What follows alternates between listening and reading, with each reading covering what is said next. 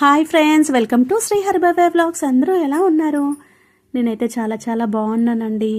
ఈరోజు వరలక్ష్మి వ్రతం కదా, సో మా అమ్మ పొద్దున్నే లేచేసి ఇల్లు ఊడ్చేసుకొని తడిగుట్ట పెట్టేసుకుని తలస్నానం చేసి ఇక పూజకైతే సిద్ధం చేసుకుందండి. అన్నీ ఫస్ట్ ఒక పూజ రూమ్లో ఒక పీట పెట్టేసుకుని దాని మీద ఒక జాకెట్ పీస్ పరిచి దాంట్లో బియ్యం పోసేసి ఆ తర్వాత అమ్మవారి ఫోటోనైతే పెట్టుకుంది. ఇంకా అమ్మవారి ఫోటోకి వస్త్రాన్ని సమర్పించిందండి. ఇదైతే పత్తితో తయారు చేస్తారు. ఇంకా సన్నజాజుల మాల ఇది మన ఇంట్లో కాసింది, మీకు ఆల్రెడీ చెప్పాను కదా, అది వేసిందనమాట. సో ఇంకా ఎర్ర గులాబీలు అంటే అమ్మవారికి చాలా ఇష్టం కదా, అవి పెట్టారు. అలాగే మారేడు దళం కూడా అమ్మవారికి చాలా ఇష్టం అనమాట. శ్రావణ మాసంలో మీకు దొరికితే కనుక తప్పకుండా పెట్టండి.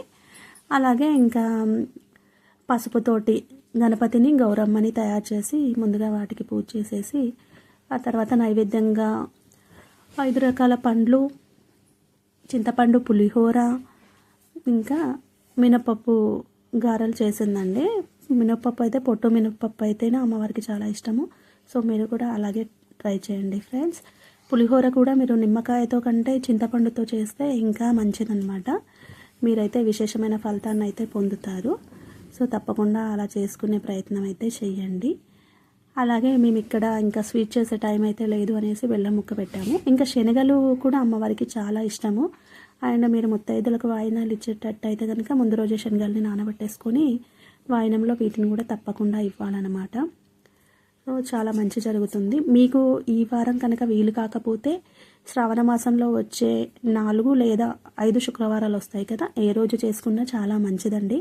ఫలితం అయితే అంతే ఉంటుంది. కాకపోతే పౌర్ణమికి ముందు వచ్చే శుక్రవారం చాలామంది చేస్తారు.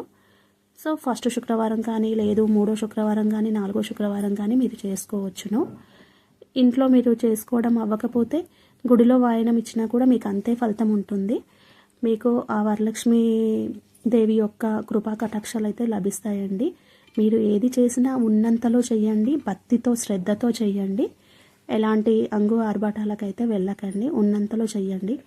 అప్పులు చేసి మరీ పూజలు చేయాలని ఏ దేవత చెప్పదు.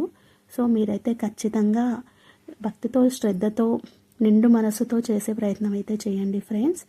అది మీకు మీ కుటుంబానికి చాలా మంచి జరుగుతుంది ఆ వరలక్ష్మీదేవి అనుగ్రహం వల్ల. సో మీరైతే తప్పకుండా చేసుకోండి ఫ్రెండ్స్. మెయిన్గా స్త్రీలు ఎవరైనా సరే అమ్మవారిని బాగా ఆరాధిస్తే కనుక, స్త్రీలందరూ కూడా అమ్మవారి స్వరూపాలే కదండి. సో మీకు కూడా ఆ అమ్మవారి అనుగ్రహం అన్నది ఇంకొంచెం ఎక్కువగా ఉంటుందన్నమాట. సో ఖచ్చితంగా స్త్రీలు ఎంతమంది ఇష్టదైవాలున్నా, ఎంతమంది దేవుళ్ళకు మొక్కినా ఖచ్చితంగా అమ్మవారిని కూడా ప్రార్థించండి. అప్పుడు మీకు జీవితంలో అంతా మంచిగా జరుగుతుంది. Bye friends.